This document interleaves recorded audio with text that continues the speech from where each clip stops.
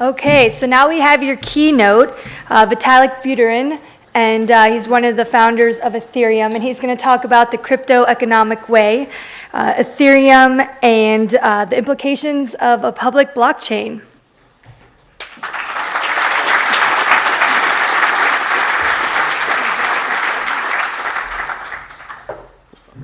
Hello, everyone. Great. So just to kind of get right into things, here we have been for the last, depending on which systems you care about, the last 3 years, the last 8 years, the last few years, almost decade, building decentralized systems. And we all see decentralization as being kind of key to this kind of revolution that we seem to be building. But decentralized networks in general started long before blockchain specifically, right? So, and decentralized networks existed long before a big blockchain specifically. Then people trying to do peer-to-peer digital cash existed long before blockchains and Bitcoin specifically. So there's actually this kind of fairly long history of people all trying to do kind of similar things, right? Like the goal of the original cypherpunk movement basically is, can we use cryptography in order to reduce the need for central authority? Like this basically is what people have been thinking about in the 2000s, in the 1990s, to some extent in the 1980s. Right, so we have projects like Xiaomi and eCash, which is this very early thing that existed since 1982, which is a centralized kind of digital currency, but where users have privacy, and where users' privacy is protected even from the central bank. I mean, we have BitTorrent, decentralized networks for sharing files. I mean, we even have the equivalent of enterprise BitTorrent with, torrent networks being used by games like World of Warcraft to distribute updates to their millions of users. We see lots of projects like B-Money, reusable proofs of work, and so forth, all trying to do peer-to-peer cash in the 1990s and the 2000s. And finally, we got to Bitcoin in 2009. Now, to a lot of people, Bitcoin is this kind of ideological sea change, this kind of big fundamental revolution and of break in terms of the way that we think about building decentralized systems, the way that we think about money, the way that we kind of think about even like social and political systems to some extent. And I wanted to kind of talk about, what is it that was so interesting about this sort of sudden break in 2009. Now, this is a controversial subject, and a lot of people do have their own various opinions on this, right? So some people talk about the importance of, doing cash on a decentralized network, and some people specifically talk about proof of work, but my answer to this question is actually kind of very different from the answers that a lot of other people give. And in my own opinion, my answer is better than those other answers because that's a definition of it being my opinion. So my answer is that the specific interesting thing that kind of made things so fundamentally different from 2009 is what I call this concept of cryptoeconomics. Now, the way I define cryptoeconomics is it's the science of using cryptography together with economic incentives in order to... Whoa, this mic works, this mic doesn't. By the way, can people hear me? Okay. Oh. Okay. Hold on. How do I turn this mic on? It's on the bottom, it's like a really tiny switch. Wah. Okay, so what I see as being this kind of fundamental ingredient is what I call cryptoeconomics. And cryptoeconomics is the science of using cryptography together with economic incentives in order to achieve information security goals. Now, we all know about using cryptography to achieve information security goals. My files on my hard drive are encrypted, therefore, muhaha, you cannot get at my messages or my private keys or my crypto coins. This is using cryptography to achieve information security goals, where the information security goal in question is privacy. Let's say I want to send someone an email, and I want that person to know that the email really definitely came from me. And so how would I do that? Well, I could use something like PGP to digitally sign the email. So that's public key cryptography. That's using cryptography to achieve the information security goal of my recipient knowing that the thing that they got actually came from me and not from some other person. So here we're using not just cryptography, but also economic incentives. Now, what is the role of economic incentives?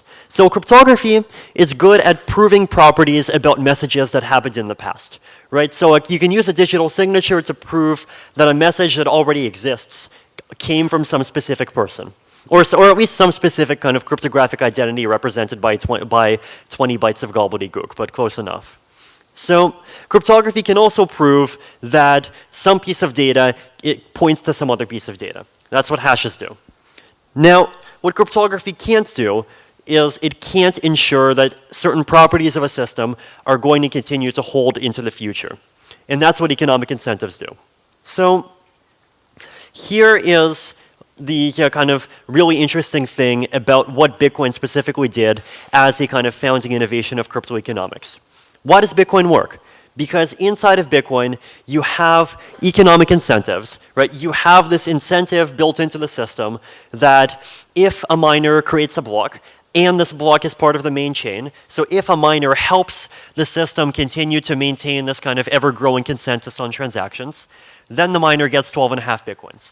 If the miner does not mine, they get nothing. If the miner creates blocks and those blocks are not part of the main chain, they get nothing and they lose money because they have to waste on electricity.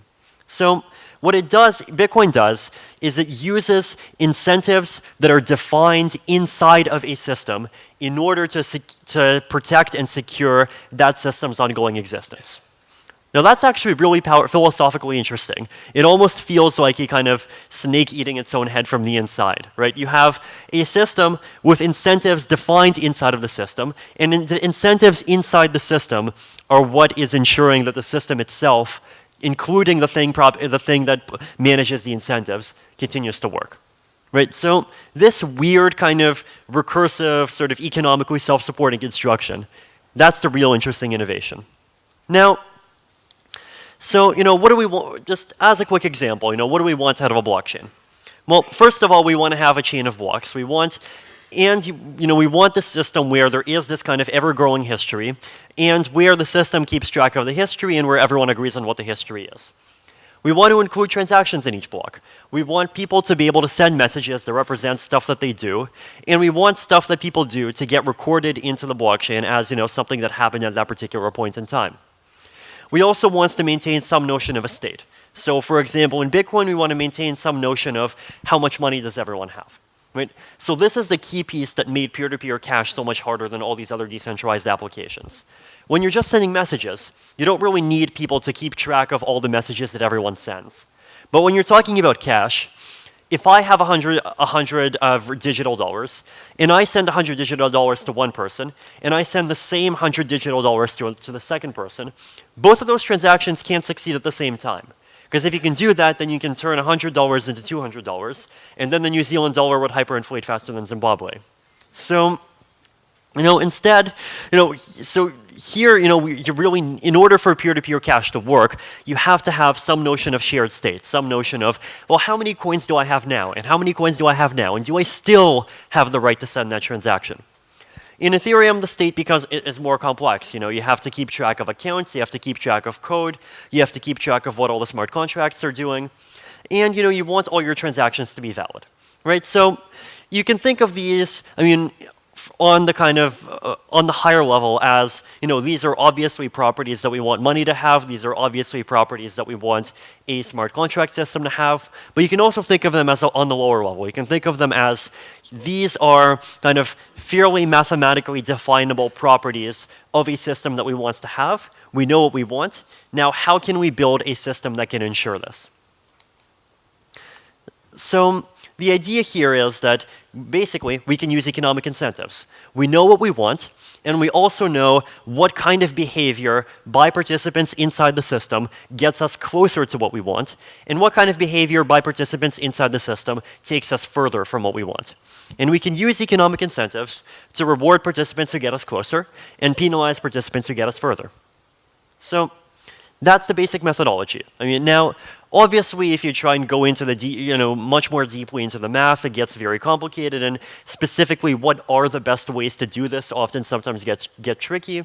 But this is the same basic principle that applies pretty much everywhere. So basically, we have a bunch of tools. So, we have access to things like cryptography, we have access to signatures, we have access to hash algorithms, we have access to spooky advanced stuff like zero-knowledge proofs, and we have access to economic incentives, right? So economic incentives might come in the form of just giving people money. So if you define a system, then you get to define a cryptocurrency. And if you define a cryptocurrency, you get to define rules about when people get it and when you can delete people's money. And you can also incentivize people by giving them privileges. If you mine a block, you get to decide what transactions go in that block. And you can make money off of that. You can make money by charging people in order to include their transactions.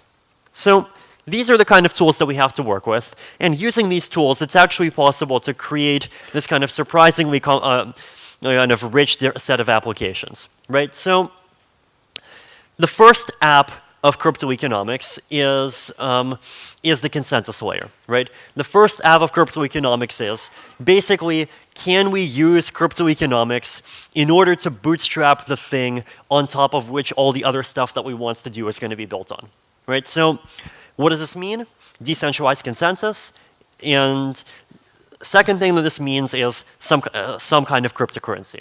If you want to have incentives, in general, you have to have a cryptocurrency, and in order to maintain a cryptocurrency, you happen to also need consensus. So consensus is what everything sits on.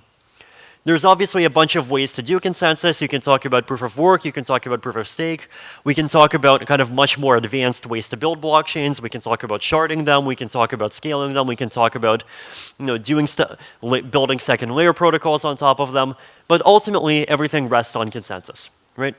So this is kind of the first layer. Now, as it turns out, there's also a bunch of fancy stuff that you can do on top of this.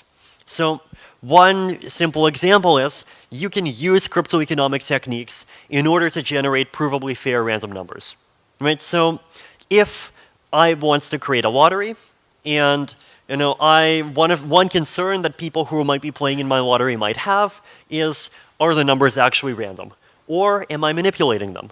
So that's actually hard to tell. You can't really look at a random number generator and actually tell for yourself whether or not it's random. With crypto economic techniques, as it turns out, we can basically put together a bunch of math and create a system which is guaranteed to create random numbers that are actually random and that are actually fair, unless people burn a really huge amount of money in order to manipulate it. This is something that can be done.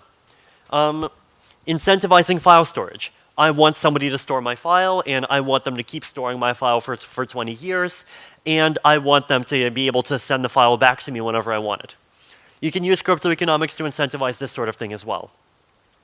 Now, then on top of this, we've created a bunch of infrastructure, and on top of this infrastructure, you can suddenly do a whole bunch of interesting things, right? You can start thinking about applications across various kinds of industries where those applications heavily depend on this notion of state that everyone agrees on.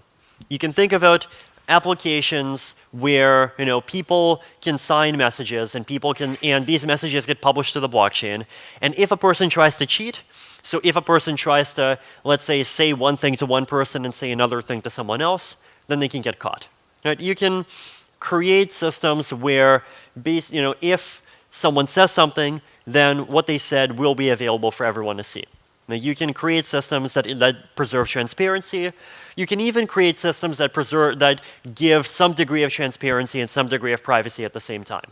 I mean, you could even, you can create systems that keep track of digital assets. You can build things like provably fair decentralized exchanges that are resistant to front running. You can build lots of interesting things on top of this, right? So once you have this kind of base layer, and once the base layer works well, the possibilities for you can get built on top of it are actually pretty large. Now, so what's so interesting about all of this, right? So why does it make sense to build applications using on top of crypto economic platforms instead of just doing everything on top of a server? right? That's always what people ask, right? Why are you using a blockchain? Why aren't you just using a server? $10 a month. Come on, get the server. It's a really hard question to ask. I think we should just all go home now. So there are genuine advantages, right? So, and I generally split up these advantages into several categories. So we can talk about some of the more basic ones. So for example, if you build a blockchain application, you do, in many cases, can remove the need for yourself to maintain any kind of infrastructure.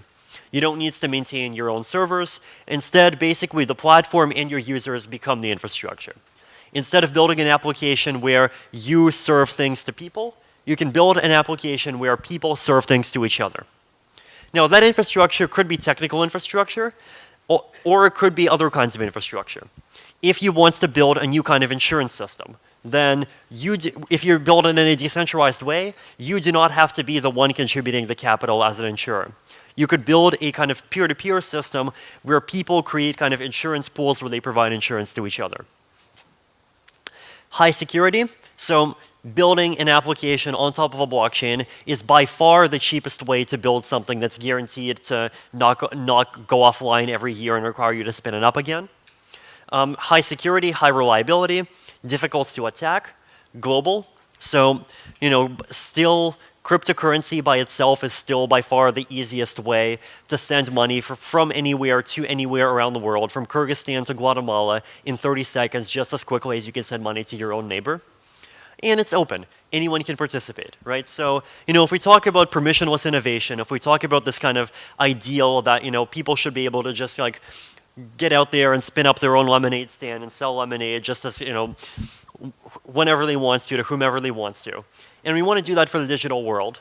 Then, there's a lot in a lot of cases, there's a lot of barriers to entry that we would have to overcome. And practically speaking, these kind of blockchain-based crypto systems are one of the best ways that we have of really overcoming and reducing these barriers to entry. But now, finally, I want to talk about one particularly interesting benefit here. And this is what I call the social cost of bootstrapping. Now, as it turns out, there's actually two kinds of social cost of bootstrapping. One of them is the sorts of problems that you have if you're building a small application. One of them is the sorts of problems that you have if you're building a big application. So, let me explain. Let's suppose that you are trying to build a system, and this system could be some kind of financial system. It could be keeping track of some supply chain. It could be, a land title registry. It could be whatever. And let's say you want the system to be used all across the entire world, or even across a continent. Now, what are the problems that you have? If you're just trying to create a solution within a small group of people, then chances are there's somebody in that everyone in that group can trust. And you can just have that guy spin up the server, right? Now, let's say you go up to a country. Then you have a government, and the government can run it. And, the government can spin up a server. The government doesn't even need to get an account on Amazon. They can just run the server themselves. Now, what if you want to build an international application? Suddenly, there is no common point of trust, right? There is no corporation, there is no government that's literally trusted by everyone in the world, or even by everyone across an entire continent. So, how many people here trust the U.S. government? Oh, cool. Actually, no hands. How many people here trust the New Zealand government? More. But how many people here trust the government of, let's say, Kyrgyzstan? Now, you might guess that if you were in Kyrgyzstan, you might get a bunch of hands for Kyrgyzstan, but also no hands for New Zealand. So you kind of get the idea here, right? How many people here trust Google? Okay, see? Now, if this was inside of the Google offices, those hands might be a bit higher. So, the people that we trust are different. And the more you scale your applications up, the harder it is to find these kind of common points that everybody is willing to trust. So, if you're building something big, you have to go down to the lowest common denominator, right? You have to create an application where the story for why a person should trust that application does not depend on them trusting any specific individual or any specific institution. So, what is the lowest common denominator in crypto economics, right?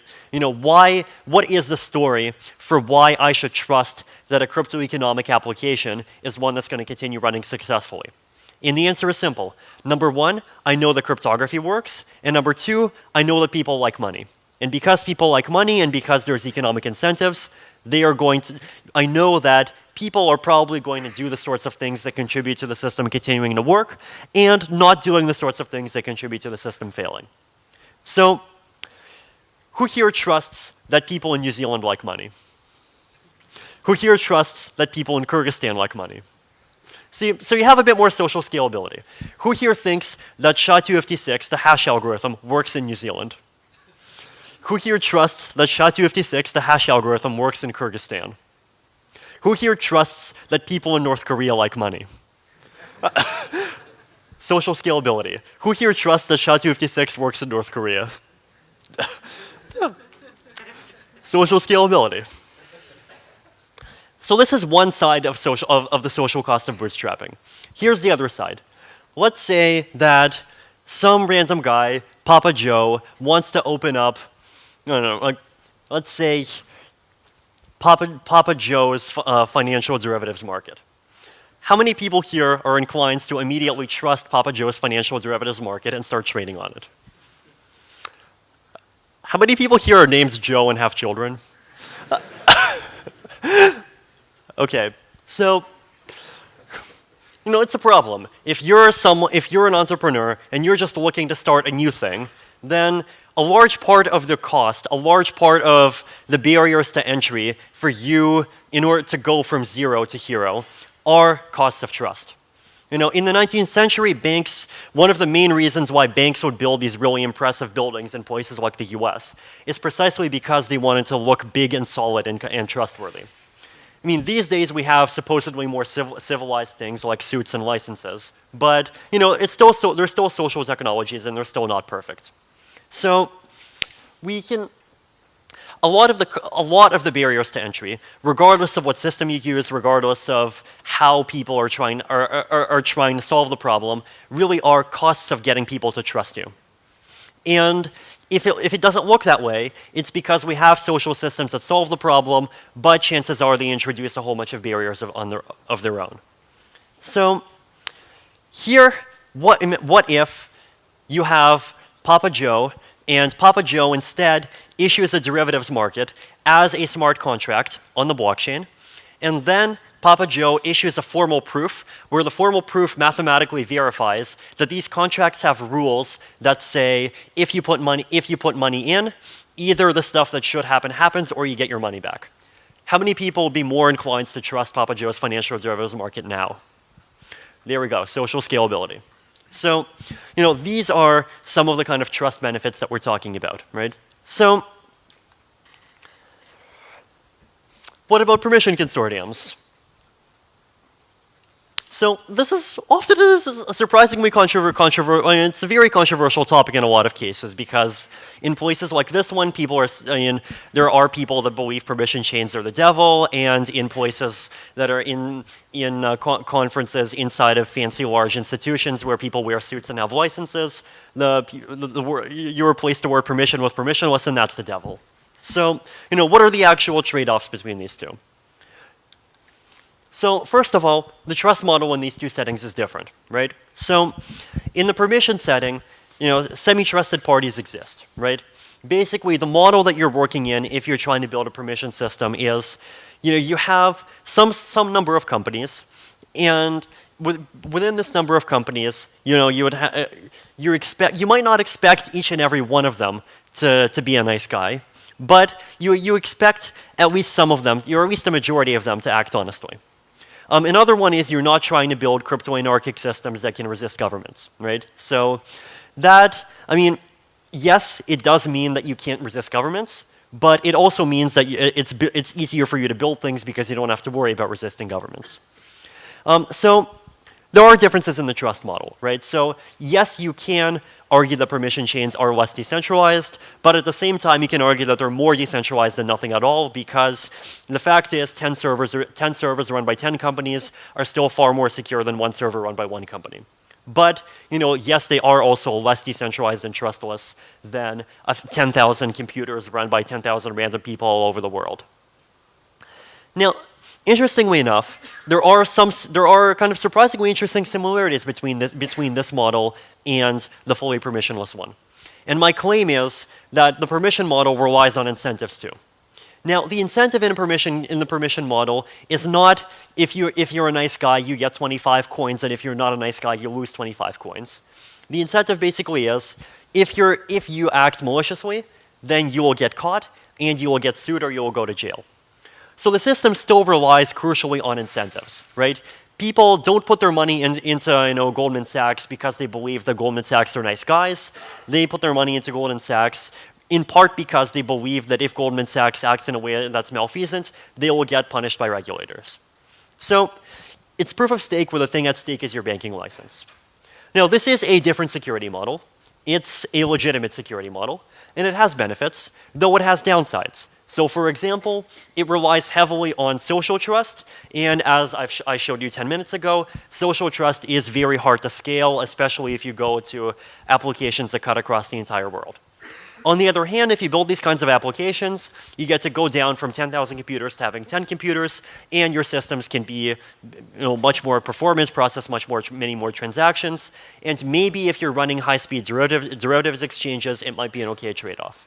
So the interesting thing, though, is in the similarities, right? In order to punish, you have to hold someone accountable.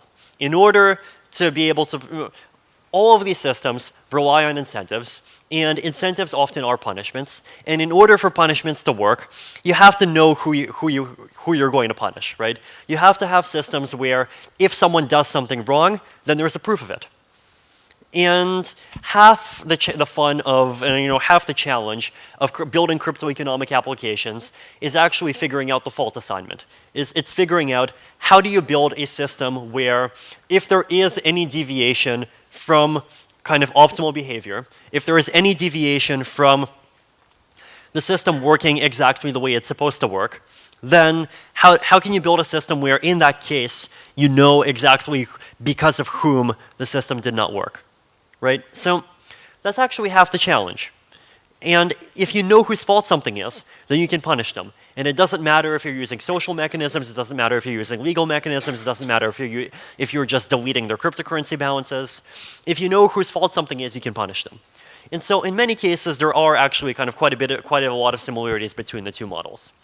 And I would argue that, even if public chains are the base layer, which really, does make a lot of sense if you're trying to build applications that go for kind of the kind of really the extremes of the two goals of social scalability. If you're trying to build something where it's either so small that nobody's going to trust your consortium, or it's so big that you can't make a consortium that everybody trusts, then you're going to have to use a public chain as the base layer. But there are going to be applications if you look at, for example, something in the supply chain. Let's say I receive a bottle of wine, and the supply chain records all say that this bottle of wine contains ethanol, and I drink the wine, and it turns out that the wine contains methanol. Then, it's cryptography by itself cannot prove what went wrong, right? Hash algorithms have no idea what the difference is between ethanol and methanol. That's a fact about the real world. And so in a lot of these applications that stretch beyond the purely digital, in order to go into being able to do things in the real world where, like atoms and people and personalities and legal customs apply, then you have to have systems where it's not purely the cryptography and the economics that's doing 100% for the work. Instead, you have to try and separate your guarantees. Right? You have to try and figure out what properties are there that you want your system to have, how many of those guarantees can be secured by the cryptography alone, what role does the cryptography have, can you try to get the math, get the economics, to try and take on as much of the responsibility as possible so that you have these kind of small compartmentalized kind of clear places where, this is where the social part applies. So in the supply chain example, you're not going to be using hashes and bits and Merkle trees in order to prove who is it that caused the wine to contain methanol instead of ethanol. Instead, you're going to be using all these hashes to prove person A created this object. Person A sent this object to person B. Person B signed off on receiving this object. Person B sent this object to person C. Person C signed off on this object, and so forth. And so you have a chain of people making attestations, and then you can start to prove where is it that things started to go wrong. You can show what is it that people said, and you can then start to get a kind of clearer picture of, if a fault happens, where is it that the fault originated. So for a lot of these applications, hybrid solutions are going to be necessary. Though for a lot of other applications, and they do exist, you actually can build systems that are kind of cryptoeconomically pure. If you look at storing a file, whether or not I have a file is mathematically and cryptographically provable, right? Whether or not I contain some file that has some particular hash is something that I can just personally prove to you, and this proving is done entirely within the world of bits.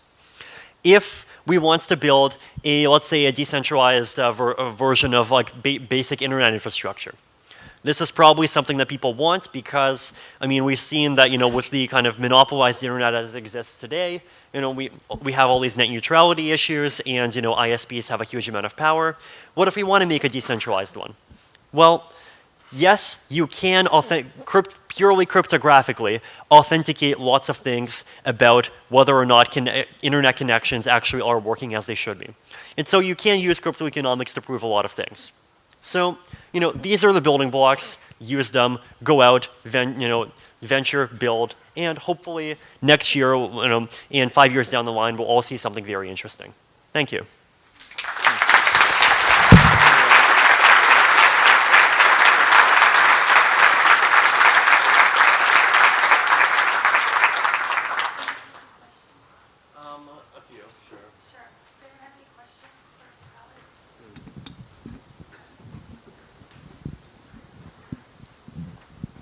Check. Thanks very much. Amazing talk. Really curious, because when you talk about this idea of social technologies and this sort of everybody buying into, or the social scalability, which I think is a completely fascinating idea. In many ways, nation states do exactly the same thing. Everybody kind of makes a social contract. And yet at the same time, we also have democracies because there are going to be, we all have to buy in and then work out what the rules are that we're all going to agree on. Curious how you think about governance from this perspective, and who makes the rules and then how do you get people to buy in on that? So I would say first of all, the thing we have to realize is that in the 21st century, the mapping between a particular nation and society or even community is becoming more and more fuzzy and less perfect every day, right? How many people here spend more time just talking online to people outside their country than talking in person to people within their country? So, and as time goes on, this will only increase more and more, right? So, in the 21st century, we cannot rely so heavily on systems where we assume that people are kind of organized into these neat groups where the government is at the center of a group and organizes everything, because interaction is going to happen between groups, and interaction between groups is going to overwhelm interaction within groups, no matter which specific way a group organizes itself. We are not just people of one tribe, we're people of probably 5 or 10 different overlapping tribes. One of those tribes might be the country you're in, one of them might be the language you speak, one of them might be whether or not you prefer Bitcoin Core, Ethereum, or Bitcoin Unlimited, and one of them might be whether you like Vim or Emacs. So one of them might be just like what kinds of online media you consume, and so we have all these different ways in which we group themselves, and they don't really nicely overlap hierarchically. They don't really nicely mend themselves to the idea that there are a group of central authorities that manage kind of specific groups that are kind of neatly cohesive internally but isolated externally. And so, in order to kind of make the 21st century work well, new paradigms are going to be necessary, right? And I think, in the new paradigms that are going to be necessary are going to have to be decentralized ones. How many people here think it's realistic that everyone over the next few decades is going to agree on a global government that'll manage both the physical world and the internet, and we will all be happy about it? Wow, 0 hands up and even laughs. That's even fewer people than trust the US government. So, I think we need to stop thinking about governance as a centralized thing that comes down on high, and think about governance as a set of coordination institutions that people can use to work together in order to better achieve their common and shared objectives. And that's a style of thinking that it really does mend itself to thinking in this sort of more decentralized way. But it is also one that feels very different from the way the way that you might have thought about governance previously, right? And this is definitely an area that is, in some ways new, though in some ways not new. We've had overlapping tribes for millennia. We've had religions. We've had political movements. We've had nonprofit organizations. But this is in some ways it's similar to what we've had before. But in some ways, with the advent of strong information technology, and with the advent of all these different tools, cryptography, cryptoeconomics, the internet, to really help bring people together, we also have unprecedented opportunities. So I would just say that that's just it would be, we really do need to kind of think about these things in this kind of different frame, and I'm optimistic that humanity will be able to find its way through it. Hey Vitalik, thanks for coming to Auckland.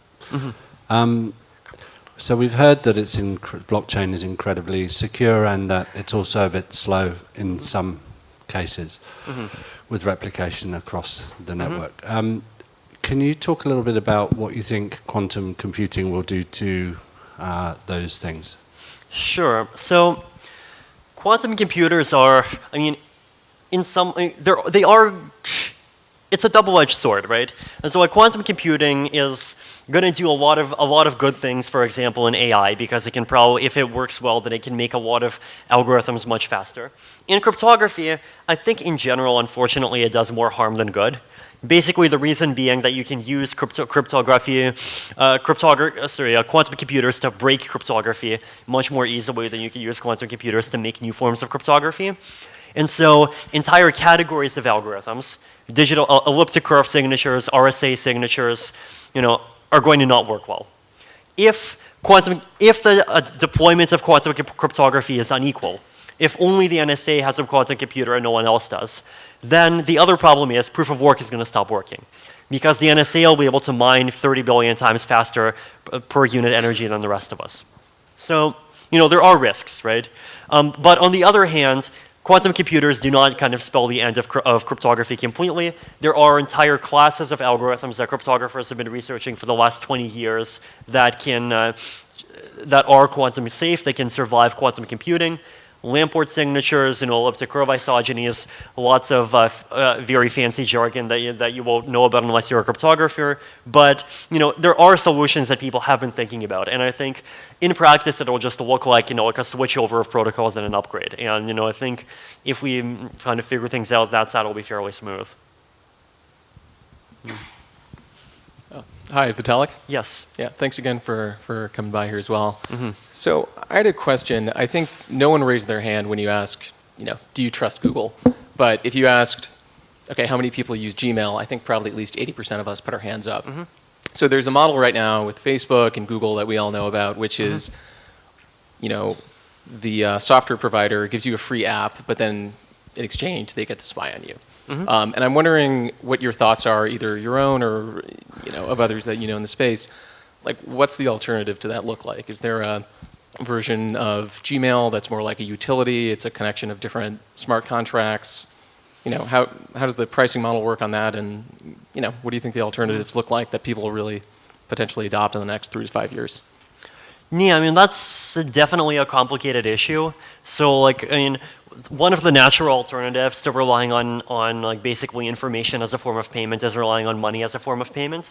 But then you have one of the things that I personally really like about the internet is just the sheer amounts of kind of financial accessibility that it brings. Is even homeless people now have access to more information through Wikipedia than the U.S. president did 70 years ago. It doesn't solve all of their problems, but it's still a pretty powerful equalizer. And I do worry that if we kind of decide ads are bad and we switched back to kind of a pay-to-play world for everything, then we're going to lose some of that. So, I do think that new paradigms are going to be necessary. I mean, first of all, I think that in general, ads are going to continue to exist, and the idea of monetizing information is going to continue to exist, but we definitely can think about how we can change the ways that we monetize information in order to still give people a value of the information, but at the same time increase user privacy and increase the extent to which people have control over how and when their information is being given and sold out. So, if you look at some of these decentralized identity systems that people are creating, we can imagine systems, and people are talking about this, build systems where people have all of their information by default, and if they want to sell some specific piece of the information to someone else, they can, but they have to opt into it, right? So at the very least, people know how much they're paying. And that's one example of an improvement. And other things that you could do, you could also imagine building systems that are kind of pay to play to some extent, but that give people opportunities to make money just as much as they give opportunities to spend money, right? So, that's also kind of an interesting direction that's probably worth thinking about. And it's, I think in general, I think this is still an area that's kind of fairly early, and I think we are going to see lots of different attempts at monetization being invented and tried and tested. I think the kind of important principle that we'd want to maximize is just the principle that, basically people know what kind of deals they're getting into. And, if we have that, then we can have much more confidence that those deals are going to be deals that we find agreeable. Yeah, great talk. Yeah, go ahead. Thanks. You and I have talked about accountability before, so it's no surprise that I loved what you said about that. But I want to relate that to what you said about it not being a goal of permission blockchains to resist state actors. I don't really agree with that. I mean, even though we can't sort of resist absolute power, we can make it more accountable. So, for example, I might want to see proof that my random tax audit really was random, or that the regulators are regulating my competitors the same as they're regulating me, and so on. No, that's okay. That's a fair criticism, and I accept it. Yeah. So I mean. Oh, come on. No, no, it's true. Like basically, when I say resist state actors, I'm referring more to kind of Silk Road style, all out kind of no matter what they do, they can't stop us. Right. Forcing governments to act in a way that ensures accountability is definitely something that private and public blockchains can definitely both do. Yeah, go ahead. Hey Vitalik. My question is in regards to ZK Snarks. I had kind of mixed conversations around with Ethereum consultants around. So it's like here it's gonna be implemented after Casper implementation. No, in Ethereum the ZK Snarks are gonna come before the Casper implementation. Okay, and another is there any plans to connect Zcash chain and Ethereum or or something? So we've been collaborating with the Zcash team on getting Snarks into Ethereum, and one of the other projects that we have been thinking about definitely is trying to see, are there ways to do a cross-chain exchange between Zcash and Ethereum? Are there ways to do things like relays from one chain to the other? Can you, build cross-chain lightning networks between the two and so forth? I think it's definitely possible. I mean, it's just the sort of thing that is going to happen once there's a team for it. And there is no yet plans? And so far, practically speaking, both the Zcash team and the portion of the Ethereum team that's focusing on ZK Snarks are still fairly small, but I'm sure that if there is demand for it, it could be done. And how it will be managed in a scale ways, because Z transactions consume more memory than the normal one? Yeah, yes, they consume memory, and in Ethereum, the equivalent of consume a fairly large amount of gas. So the sharding will work with that, or it will be Well, sharding can definitely work with ZK Snarks. Okay, thank you. Thank you. No. Hi, so I had a sort of moral and ethics question for you. Sure. So with the development of smart contracts, it's now possible to create really, really evil smart contracts that can incentivize bad things to happen in the world, and there's no easy way of shutting them down or stopping them. So, how do we address people creating evil smart contracts? Sure. So, I've looked at a bunch of the kind of things that you can do, and I think the answer is that in practice, most of the really evil stuff doesn't just depend on smart contracts. It also depends on smart contracts plus a link to the real world, right? So for example, if you want to build an assassination market where, if somebody wants to pay $100,000 to kill me, then okay, he can make a smart contract, but then there's going to have to be some kind of oracle that feeds in the data of whether or not I'm actually dead. And so let's say I find out that there's a $100,000 bounty for me. Here's what I'm going to do. I'm going to go and walk in the nearest police station, and I'm going to tell them, look, here's a contract for $100,000. If you help me play dead, then I'll let you pretend that you killed me, and we'll split the profits 50-50. So in general, right, like the kind of link between the kind of contracts and the real world is still this kind of very challenging problem, and it is fundamentally always going to depend on various like trusted or semi-trusted sources. And so that's the sort of thing that's probably the easiest to attack, right? Like that's the one link that's realistically going to be the weak link, both in kind of black contracts, black market style contracts, and even just like regular stuff that insurance that between regular people, right? So that's probably the one place where I can see a lot of countermeasures against this sort of thing happening. Like I can definitely see like data providers being willing to actively collude in order to steal money from these evil contracts, but by just like pretending that stuff happened that didn't happen, and then eventually soon enough they run out of money, and then the application stops existing.